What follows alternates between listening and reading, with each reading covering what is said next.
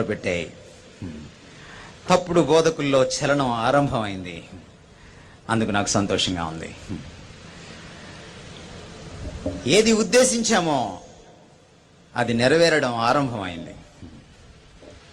We are happy and we praise God for this.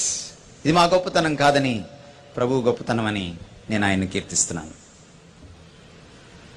వారు చాలా విషయాల్ని లేవనెత్తారు. అన్నీ చెప్పుకుంటా పోతే మన సబ్జెక్ట్ నుంచి పక్కకు వెళ్తాం. వీలైతే ఈ ఉత్తరానికి నేను ప్రత్యుత్తరం నేను రాస్తాను. అయితే ఒక విషయాన్ని ప్రధానంగా వీరు లేవనెత్తారు. ఈ తప్పుడు బోధకులతో ఒక సమస్య ఉంది. వాళ్ళ ఐడెంటిటీ వాళ్ళు చెప్పరు. అందుకే ఒక సామాన్యుడు అన్నారు. నేను అనుకోవడం, జన్మ పాపాన్ని వీళ్ళు వెనకేసుకొస్తున్నారంటే ఖచ్చితంగా ఆ బ్యాచ్ వాళ్ళే వీళ్ళు, ఆ పులిబిడ్లే వీళ్ళు. అది కూడా వీళ్ళు ఏం చేశారంటే దాన్ని 6వ పాయింట్గా పెట్టారు. మొత్తం 7 పాయింట్లు రాశారు. 7వ పాయింట్ కూడా పాపానికి సంబంధించింది. 6, 7 పాయింట్లు చివరి పాయింట్లుగా పెట్టారు. కాబట్టి సైకాలజీ ప్రకారం అర్థమవుతుంది ఏమిటంటే, చల్లకు వచ్చి ముంత దాచనేలా అన్నట్టు వాళ్ళు ఆరంభించారు. వాళ్ళ సబ్జెక్ట్ని చివరిగా మాట్లాడారు. చివరిలో సామాన్యుడని ముక్తాయించారు. దాన్ని బట్టి చూస్తే తప్పకుండా వాళ్ళు పులిబిడ్డ వర్గానికి సంబంధించిన వాళ్ళు అని అర్థమవుతుంది. పులులు ఏం చేయాలి? ఎదురుకి రావాలి. ఇలా చేయకూడదు. ఎనీవే, జన్మ పాపం గురించి మరొకసారి మీకు చెప్పాల్సినటువంటి అగత్యం ఏర్పడింది ఈ ఉత్తరాన్ని బట్టి. ఎక్కడుంది బైబిల్లో అని వాళ్ళు అడుగుతున్నారు. ఆ ప్రశ్న మేము అడగాలి, మీరు కాదు. జన్మ పాపం లేదని బైబిల్లో ఎక్కడుంది తమరు చెప్పాలి ముందు. ఎందుకంటే లేదని ఘంటాపదంగా పేపర్లలో కూడా, క్రైస్తవ పేపర్లలో కూడా అడ్వర్టైజ్మెంట్లు ఇచ్చింది మీరు కదా కొన్ని సంవత్సరాల క్రితం. దైవజనుల్ని ఛాలెంజ్ చేసి, సవాలు చేసి, అవమానపరిచే విధంగా సవాలు చేసి ఆహ్వానించింది మీరే కదా. కాబట్టి బైబిల్లో ఒక స్టేట్మెంట్, మనిషి జన్మతః పాపి కాదు, మనిషి జన్మతః పవిత్రుడు, పుట్టిన ప్రతివాడు జన్మతః పవిత్రుడు అన్నటువంటి స్టేట్మెంట్ మీరేమన్నా చూపించగలరా? పోనీ పాపి కాదు అన్న స్టేట్మెంట్ మీరు చూపించగలరా? నేను పాస్టర్ గారిని అడిగాను, నేను చెప్పినప్పుడు దయచేసి వెంటనే వాక్యం చదవండి అని. నేను ఇప్పుడు అడుగుతున్నాను పాస్టర్ గారిని. రోమాపత్రిక 5వ అధ్యాయం 12వ వచనం రెవరెండ్ హ్యారీ పాల్ గారు చదువుతారు. రోమా 5:12.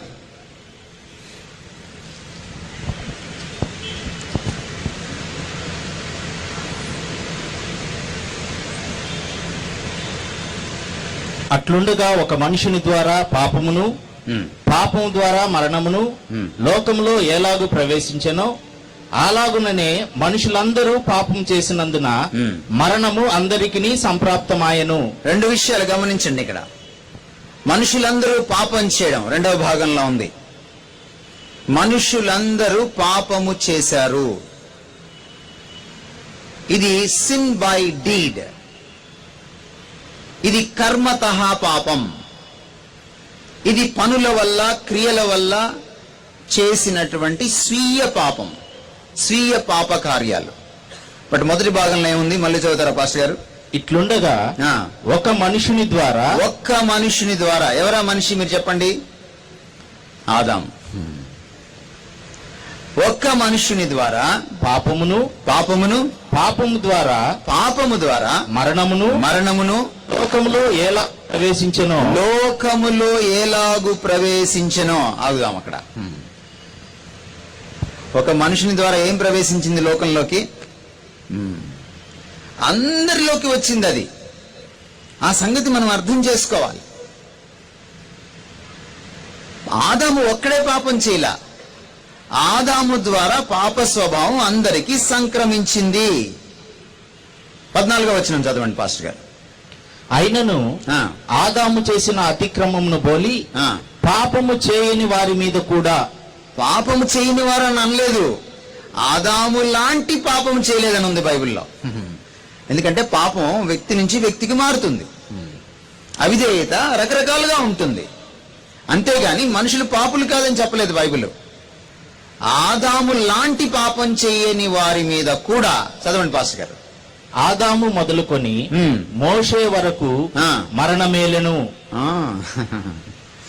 పాపం ఏదైనా కావచ్చు, మరణం ఏలింది. ఎందువల్లంటే 6:24 ప్రకారం పాపం వలన, 6:23 ప్రకారం పాపం వలన వచ్చు జీతము మరణము, దేవుని కృపావరము నిత్య జీవం.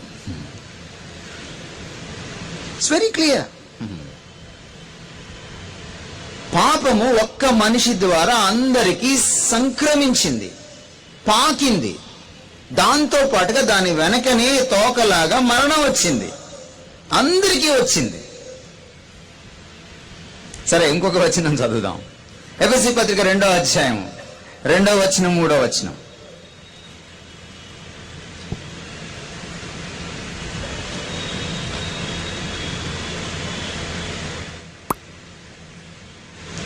వారితో కలిసి మనమందరము శరీరము యొక్కయు మనసు యొక్కయు కోరికలను నెరవేర్చుకొనుచు మన శరీరాశలను అనుసరించి మునుపు ప్రవర్తించుచు కడమవారి వల్లనే స్వభావ సిద్ధముగా దైవోగ్రతకు పాత్రులమై ఉంటిమి. నోట్ చేసుకోండి ఈ పాయింట్ ని. స్వభావ సిద్ధముగా, పాపం చేయడం వల్ల కాదు, స్వభావ సిద్ధముగా దైవోగ్రతకు పాత్రులమైతిమి. సిన్ చేయడం అనేది మన స్వభావంలో అంతర్భాగమైంది. By nature we are prone to the wrath of God. By nature మనిషి తన స్వభావాన్ని బట్టి దైవోగ్రతకు పాలు లేకపోతే పాత్రుడు అయ్యాడు. నాట్ బై డీడ్, పాపం చేయడం వల్ల కాదు, స్వభావం వల్ల. వాళ్ళు ఉత్తరంలో ఇంకో మాట కూడా అడిగారు. ఏమడిగారంటే, యేసుక్రీస్తు మరణం వల్ల మనం నీతిమంతులం కాలేదా? ఎస్, అయ్యాం నీతిమంతులుగా. ఎలా అయ్యాం నీతిమంతులుగా? ట్రాన్స్లేషన్ చాలా జాగ్రత్తగా చేసుకోవాలి ఇక్కడ. God declared us righteous, not made us righteous. Please understand this. ఇది కోర్టు పరిభాష, జ్యుడిషియల్ లాంగ్వేజ్ వాడారు ఇక్కడ గ్రీకు భాషలో. కోర్టు పరిభాష. కోర్టులో ఒకడు హత్య చేశాడు, అతన్ని తీసుకొచ్చి బోన్లో నించోబెట్టారు. కానీ ప్రాసిక్యూషన్ వారు కొన్ని కారణాల చేత, ఏ కారణాల చేతనో,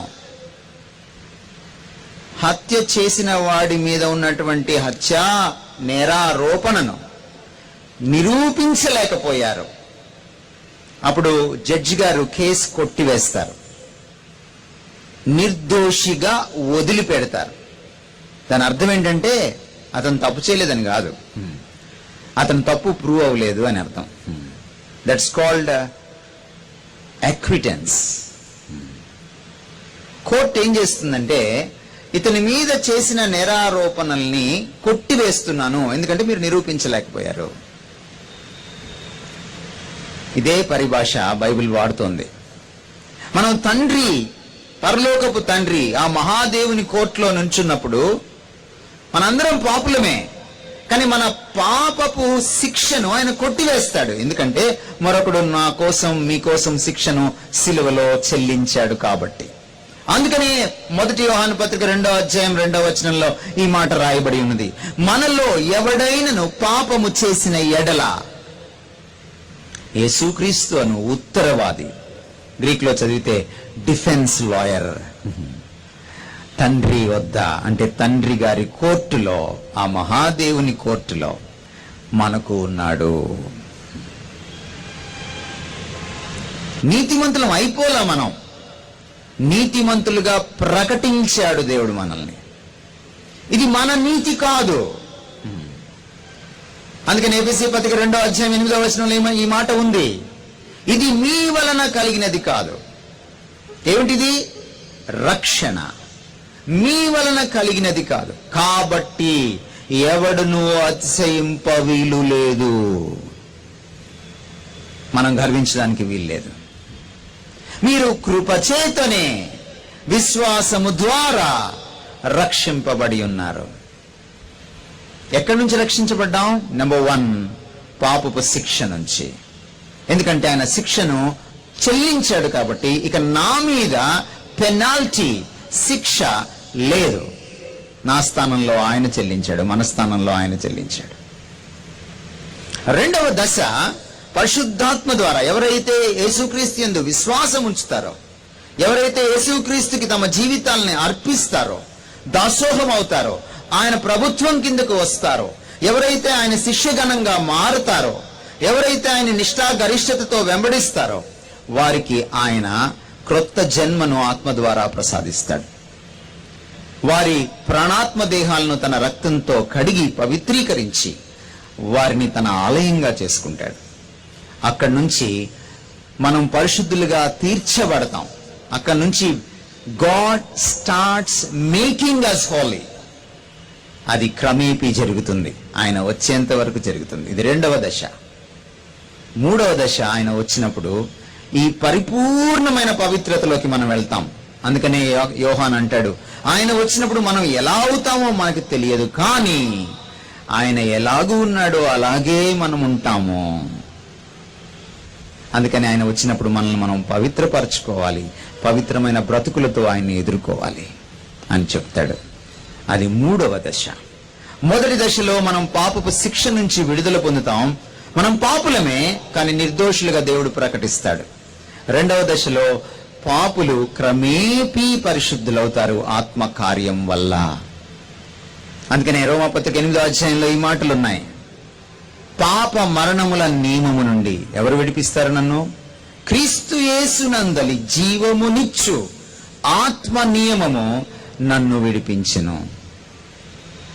అందుకని అపోస్తలుడు అయిన తరువాత కూడా నాలో ఒక నియమము ఉన్నది, నేను చేయకూడదనుకున్న పాపము నా చేత అది చేయిస్తూ ఉన్నది. అయ్యో, నేనెంత దౌర్భాగ్యుడను, ఇట్టి మరణకరమైన శరీరము నుంచి నన్ను ఎవడు విడిపించును? ప్రభు అయిన యేసుక్రీస్తు ద్వారా నేను దేవునికి కృతజ్ఞతాస్తులు చెల్లించుచున్నాను, ఎందుకంటే ఆయన నన్ను విడిపించాడు. ఎలా విడిపించాడు? ఇప్పుడు క్రీస్తు యేసునందున్న వారికి ఏ శిక్షా విధి లేదు, పెనాల్టీ లేదు. రెండవ దశ, పాపం యొక్క శక్తి నుంచి కూడా ఆయన నన్ను విడిపిస్తాడు. క్రీస్తు యేసునందలి జీవమునిచ్చు ఆత్మ నియమము నన్ను పాప మరణముల నియమము నుండి ప్రతిదినము విడిపిస్తుంది. రెండవ దశలో పాప శక్తి నుంచి మనం విడుదల పొందుతాం. మొదటి దశలో పాప శిక్ష నుంచి విడుదల పొందుతాం, నరకం ఉండదు. రెండవ దశలో పాప శక్తి నుంచి విడుదల పొందుతాం.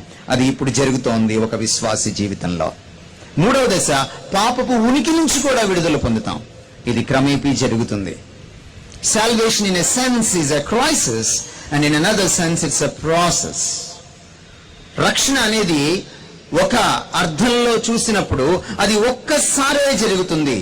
ఎప్పుడైతే మన పాపాలని ఒప్పుకొని నిజాయితీగా ఆయన దగ్గర మనము ఆయన రక్తంలో కడుక్కుంటామో, ఆయన శిలువ రక్తంలో ఆయన మనల్ని పునీతులుగా చేసేటప్పుడు ఒక్కసారిగా పాపిగా ఉన్న మనల్ని ఇక పాపిగా చూడడం మానేస్తాడు. ఆయన మన మీద ఉన్నటువంటి ఆ శిక్షను, ఆ యొక్క నిరారోపణ అంతటినీ కూడా, ఆ అకౌంట్ అంతటినీ కూడా కొట్టివేస్తాడు సిలువను బట్టి.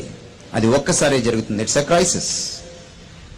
కానీ ఆత్మ మనలోకి వచ్చినప్పుడు మనము రోజు రోజు దినదిన ప్రవర్ధమానంగా మనము ఆయనలో ఎదుగుతూ ఉన్నప్పుడు, ఆయనకు విధేయత చూపించే కొలది, ఆయన వాక్యానికి, ఆయన ఆత్మస్వరాన్ని వినే కొలది మనము పవిత్రీకరించబడతాం. అందుకనే పడుతూ లేస్తూ మనం నీతిని నేర్చుకుంటాం. నీతి యందు శిక్ష చేయుటకు ఆయన ప్రయోజనకరమైనటువంటి దైవావేశితములైనటువంటి లేఖనాలను ఇచ్చాడని తిమోతి పత్రిక 3వ అధ్యాయం 16వ వచనంలో రాయబడింది. ఇది వాక్యం చెప్తున్న మాటలు. ఇప్పుడు మీకు కొన్ని ప్రశ్నలు, పులిబిడ్డల్లారా. పాపం వల్ల కదా మరణం వచ్చింది, బైబిల్ సుస్పష్టం చేస్తోంది కదా. పాపం వల్ల వచ్చు జీతం మరణం. పాపమే లేకపోతే మరణం లేదు. మరణాన్ని గెలిచిన వాడు ఒక యేసుక్రీస్తే, ఎందుకంటే ఆయనకు పాపం లేదు, ఆయన మరణాన్ని గెలిచాడు. ఆయన మరణం గెలిచినప్పుడు ఆయన పాపరహితుడని నిరూపితం అయిపోయింది. ఈరోజు ఆయన మరణం గెలవడం అనేది ఒక చారిత్రక సత్యం. ఇది కేవలం ఒక క్రైస్తవ మూఢ విశ్వాసం లాంటిది కాదు. నా ప్రశ్న ఏంటంటే, పులిబిడ్డలకి, జన్మతః పాపం లేకపోతే చంటి బిడ్డలు, పాలు తాగే బిడ్డలు, ఒక్కరోజు బిడ్డలు, కొన్ని గంటల బిడ్డలు ఎందుకు చచ్చిపోతున్నారు? వాళ్ళలో పాపం లేదు కదా, వాళ్ళకి మరణం ఎలా వచ్చింది? అంటే పాపం వల్ల కాని మరణం కూడా వస్తుందా? కొత్త బైబిల్ రాశారా మీరు? ఒకవేళ చంటి బిడ్డల్లో స్వభావ సిద్ధమైన పాపం, అబద్ధం తెలియని వారిలో తల్లిదండ్రుల నుంచి సంక్రమించిన పాప స్వభావం లేకపోతే మరణం ఎలా సంభవిస్తోంది వాళ్ళకి? పోనీ ఎవరైనా గొంతు నిలిమి చంపలేదుగా వాళ్ళని? కొంతమంది కడుపులోనే చచ్చిపోతున్నారు. భ్రూణ హత్య చేయకపోయినా, అబార్షన్ చేయించుకోకపోయినా స్టిల్ బోర్న్ బేబీస్ అంటాం. ఎందుకు చచ్చిపోతున్నారు? అందుకనే దావీదు ఏమన్నాడంటే, పాపమందు నా తల్లి నన్ను గర్భము ధరించింది. దానికి పులిబిడ్డలు చెప్తారు, చుట్టూ పాపం ఉందంట, మధ్యలో వాళ్ళ అమ్మ కనిందంట. నీకు అలా అర్థమైందే నాయనా? హెబ్రీ భాష నేర్చుకో. పాపమందు నా తల్లి నన్ను గర్భము ధరించిందంటే, నేను గర్భం నుంచే, తల్లి గర్భంలో ఉన్నప్పటి నుంచే, పిండముగా ఉన్నప్పటి నుంచే పాప స్వభావాన్ని సంతరించుకున్నవాడను అని అర్థం. పులిబిడ్డలకు మరొక ప్రశ్న. ఒకవేళ జన్మతః పాపం లేకపోతే యేసుక్రీస్తు వారు ఈ లోకంలోకి వచ్చి పుట్టినప్పుడు ఎందుకు ప్రత్యేకించి కన్యకకు పుట్టాడు? ఏం అందరిలానే ఎందుకు పుట్టకూడదు? మీ హోంవర్క్ చేసుకోండి, నాకు టైం అయిపోతుంది, నేను ముందుకెళ్తాను. This is for your homework. ఈరోజు కొన్ని తప్పుడు బోధల్ని మనం స్పృశించడానికి ప్రయత్నం చేద్దాం త్వరితగతిన.